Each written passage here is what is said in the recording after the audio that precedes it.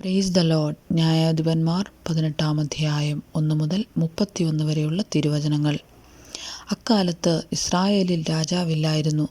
Than ഗോത്രക്കാർ അക്കാലം തങ്ങൾക്ക് കൂടി പാർപ്പാൻ ഒരു അവകാശം അന്വേഷിച്ചു. ഇസ്രായേൽ ഗോത്രങ്ങളുടെ ഇടയിൽ അവർക്ക് അന്നുവരെ അവകാശം സ്വാധീനമായി വന്നിരുന്നില്ല.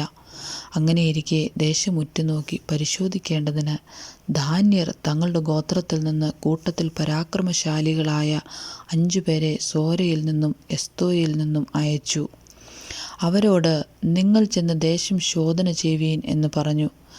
അവർ എഫ്രൈം മലനാട്ടിൽ മീഖാവിൻ്റെ വീട് വരെ എത്തി രാത്രി അവിടെ പാർത്തു. മീഖാവിൻ്റെ വീടിനകരെ എത്തിയപ്പോൾ അവർ ആ ലേവ്യ യുവാവിൻ്റെ ശബ്ദം കേട്ടറിഞ്ഞ് അവിടെ കയറി ചെന്നവനോട്, നിന്നെ ഇവിടെ കൊണ്ടുവന്നതാർ? നീ ഇവിടെ എന്തു ചെയ്യുന്നു? നിനക്ക് എന്തു കിട്ടും എന്നവനോട് ചോദിച്ചു. അവൻ അവരോട്, മീഖാവ് എനിക്ക് ഇന്നത് ചെയ്തിരിക്കുന്നു. അവൻ എന്നെ ശമ്പളത്തിന് നിർത്തി. ഞാൻ അവൻ്റെ പുരോഹിതനാകുന്നു എന്ന് പറഞ്ഞു. അവർ അവനോട്, ഞങ്ങൾ പോകുന്ന യാത്ര ശുഭമാകുമോ എന്നറിയേണ്ടതിന് ദൈവത്തോട് ചോദിക്കണമെന്ന് പറഞ്ഞു. പുരോഹിതൻ അവനോട്, സമാധാനത്തോടെ പോകുവീൻ. നിങ്ങൾ പോകുന്ന യാത്ര യഹോവയ്ക്ക് സമ്മതം തന്നെ എന്ന് പറഞ്ഞു.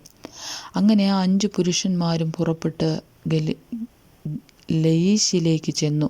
അവിടുത്തെ ജനം സീദോന്യരെ പോലെ സ്വൈര്യവും സ്വസ്ഥതയുമുള്ളവരായി നിർഭയം വസിക്കുന്നു. യാതൊരു കാര്യത്തിലും അവർക്ക് ദോഷം ചെയ്യുവാൻ പ്രാപ്തിയുള്ളവൻ ദേശത്താരുമില്ല. അവർ സീദോന്യർക്കകലെ പാർക്കുന്നു. മറ്റുള്ളവർ മനുഷ്യരുമായി അവർക്ക് സംസർഗവുമില്ല എന്ന് കണ്ടു. പിന്നെ അവർ സോരയിലും എസ്തായോയിലും തങ്ങളുടെ സഹോദരന്മാരുടെ അടുക്കൽ വന്നു. സഹോദരന്മാർ അവരോട്, നിങ്ങൾ എന്തു വർത്തമാനം കൊണ്ടുവരുന്നു എന്ന് ചോദിച്ചു. അതിനവൻ, എഴുന്നേൽപ്പീൻ, നാം അവരുടെ നേരെ ചെല്ലുക. ആ ദേശം ബഹുവിശേഷം എന്ന് ഞങ്ങൾ കണ്ടിരിക്കുന്നു.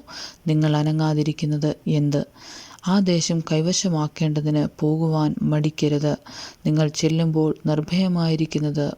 നിർഭയമായിരിക്കുന്ന ഒരു ജനത്തെ കാണും. ദേശം വിശാലമാകുന്നു. ദൈവം അത് നിങ്ങളുടെ കയ്യിൽ തന്നിരിക്കുന്നു. അത് ഭൂമിയിലുള്ള യാതൊന്നിനും കുറവില്ലാത്ത സ്ഥലം തന്നെ എന്ന് പറഞ്ഞു. അനന്തരം സോരയിലും എസ്തായോലിലുമുള്ള ദാൻ ഗോത്രക്കാരിൽ 600 പേർ യുദ്ധസന്നദ്ധരായി അവിടെ നിന്ന് പുറപ്പെട്ടു. അവർ ചെന്ന് യഹൂദായിലെ കിര്യത്ത്യെയാരീമിൽ പാളയമിറങ്ങി. അതുകൊണ്ട് ആ സ്ഥലത്തിന് ഇന്നുവരെയും മഹേനെ ദാൻ എന്ന് പേർ പറയുന്നു.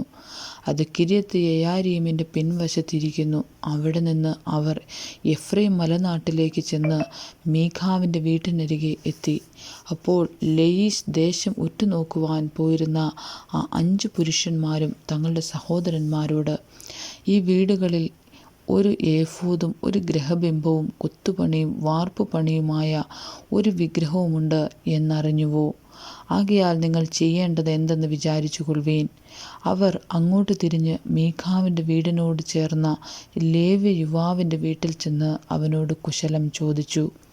യുദ്ധസന്നദ്ധരായ ദാന്യർ 600 പേരും വാതിക്കൽ നിന്നു.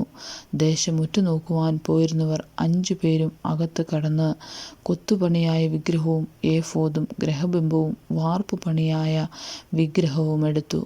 പുരോഹിതൻ യുദ്ധസന്നദ്ധരായ 600 പേരുടെ അടുക്കൽ നിന്നിരുന്നു. അവർ മീഖാവിൻ്റെ വീടിനകത്ത് കടന്ന് കൊത്തുപണിയായ വിഗ്രഹവും ഏഫോദും ഗൃഹബിംബവും വാർപ്പുപണിയായ വിഗ്രഹവും എടുത്തപ്പോൾ പുരോഹിതൻ അവരോട്, നിങ്ങൾ എന്തു ചെയ്യുന്നു എന്ന് ചോദിച്ചു. അവർ അവനോട്, മിണ്ടരുത്. നിന്റെ വായ് പൊത്തി ഞങ്ങളോടുകൂടെ വന്ന് ഞങ്ങൾക്ക് പിതാവും പുരോഹിതനുമായിരിക്കുക. ഒരുവൻ്റെ വീടിന് മാത്രം പുരോഹിതനായിരിക്കുന്നതോ ഇസ്രായേലിൽ ഒരു ഗോത്രത്തിനും കുലത്തിനും പുരോഹിതനായിരിക്കുന്നതോ ഏത് നല്ലത് എന്ന് ചോദിച്ചു. അപ്പോൾ പുരോഹിതൻ്റെ മനം തെളിഞ്ഞു. അവൻ ഏഫോദും ഗൃഹബിംബവും കൊത്തുപണിയായ വിഗ്രഹവും എടുത്ത് പടജനത്തിൻ്റെ നടുവിൽ നടന്നു. ഇങ്ങനെ അവർ പുറപ്പെട്ട് കുഞ്ഞുകുട്ടികളെയും ആടുമാടുകളെയും സമ്പത്തുകളെയും തങ്ങളുടെ മുമ്പിലാക്കി പ്രയാണം ചെയ്തു. അവർ മീഖാവിൻ്റെ വീട്ടിൽ നിന്ന് കുറേ ദൂരത്തായപ്പോൾ മീഖാവിൻ്റെ വീട്ടിനോട് ചേർന്ന വീടുകളിലുള്ളവർ ഒരുമിച്ച് കൂടി ധാന്യരെ പിന്തുടർന്നു. അവർ ധാന്യരെ കൂകി വിളിച്ചപ്പോൾ അവൻ തിരിഞ്ഞു നോക്കി മീഖാവിനോട്, നീ ഇങ്ങനെ ആൾക്കൂട്ടത്തോടുകൂടെ വരുവാൻ എന്ത് എന്ന് ചോദിച്ചു. ഞാൻ ഉണ്ടാക്കിയ എൻ്റെ ദേവന്മാരെയും എൻ്റെ പുരോഹിതനെയും നിങ്ങൾ അപഹരിച്ചു കൊണ്ടുപോകുന്നു. ഇനി എനിക്ക് എന്തുള്ളൂ? നിനക്ക് എന്ത്? നിങ്ങൾ എന്നോട് ചോദിക്കുന്നത് എങ്ങനെ? എന്നവൻ പറഞ്ഞു. ദാന്യർ അവരോട്, നിന്റെ ഒച്ച ഇവിടെ കേൾക്കരുത്, അല്ലെങ്കിൽ ദേഷ്യക്കാർ നിങ്ങളോട് കയർത്തിട്ട് നിന്റെ ജീവനും നിന്റെ വീട്ടുകാരുടെ ജീവനും നഷ്ടമാകുവാൻ നീ സംഗതി വരുത്തും എന്ന് പറഞ്ഞു. അങ്ങനെ ദാന്യർ തങ്ങളുടെ വഴിക്ക് പോയി. അവർ തന്നിലും ബലവാന്മാർ എന്ന് മീഖാവ് കണ്ട് വീട്ടിലേക്ക് മടങ്ങിപ്പോന്നു. മീഖാവ് തീർപ്പിച്ചവനെയും അവനുണ്ടായിരുന്ന പുരോഹിതനെയും അവർ കൊണ്ടുപോയി. ലയീശിൽ സ്വൈര്യവും നിർഭയവുമായിരുന്ന ജനത്തിൻ്റെ അടുക്കൽ എത്തി അവരെ വാളിൻ്റെ വായ്ത്തലയാൽ വെട്ടി. പട്ടണം തീ വെച്ച് ചുട്ടുകളഞ്ഞു. അത് സീദോനകലെയായിരുന്നു. മറ്റു മനുഷ്യരുമായി അവർക്ക് സംസർഗമില്ലായ്കയാൽ അവരെ വിടുവിപ്പാൻ ആരുമുണ്ടായിരുന്നില്ല. അത് ബെത്ത്ഹേരോബ് താഴ്വരയിലായിരുന്നു. അവർ പട്ടണം വീണ്ടും പണിത് അവിടെ കുടിപാർക്കുകയും ഇസ്രായേലിന് ജനിച്ച തങ്ങളുടെ പിതാവായ ദാൻ്റെ പേരിൻ പ്രകാരം നഗരത്തിന് ദാൻ എന്ന് പേരിടുകയും ചെയ്തു. പണ്ട് ആ പട്ടണത്തിന് ലയീശ് എന്ന് പേരായിരുന്നു. ദാന്യർ കുത്തുപണിയായ ആ വിഗ്രഹം പ്രതിഷ്ഠിച്ചു. മോശയുടെ മകനായ ഗേർശോമിൻ്റെ മകൻ യോനാഥാനും അവൻ്റെ പുത്രന്മാരും ആ ദേശത്തിൻ്റെ പ്രവാസകാലം വരെ ദാൻ ഗോത്രക്കാർക്ക് പുരോഹിതനായിരുന്നു. ദൈവത്തിൻ്റെ ആലയം